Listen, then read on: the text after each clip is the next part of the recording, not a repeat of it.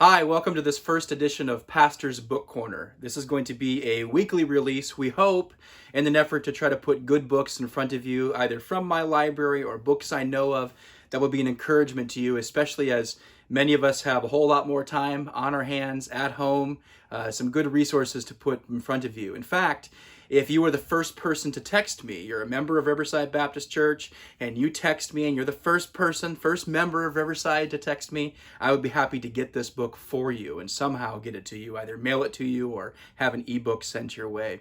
The first book I want to recommend, and there are two books I want to recommend today, is the book Trusting God Even When Life Hurts by Jerry Bridges. I read this book several years ago. It's been a great encouragement to me, and I've used it many times in an effort to try to encourage those who are going through some hard moments in life.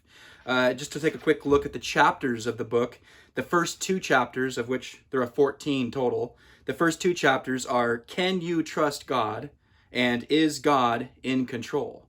Well, that seems fairly applicational to our day today, and I would especially point you to chapter 6, God's Power Over Nature. God's power over bad weather, God's power over sickness and disease, God's power over the natural order. A wonderful book for you to pick up and read, perhaps go through it with your spouse or a child or someone close to you who lives with you. An excellent resource I would definitely recommend. And if you are the first Riverside member to send me a text message, I'll be happy to get this in front of you. The second book I want to recommend is actually on my iPad, and it's the book Family Worship by Whitney. This book has really changed the way I approach worship at home with my family. It's been something that I personally struggled with for years in terms of consistency, in terms of knowing just how to do it.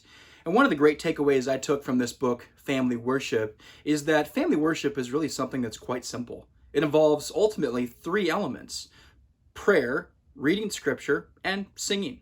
And we do this most every night in my home. And it's something that I think most families could benefit from. So this book does an excellent job of relating the reasoning biblically why we should have family worship, as well as giving good tips on how to put it in your home.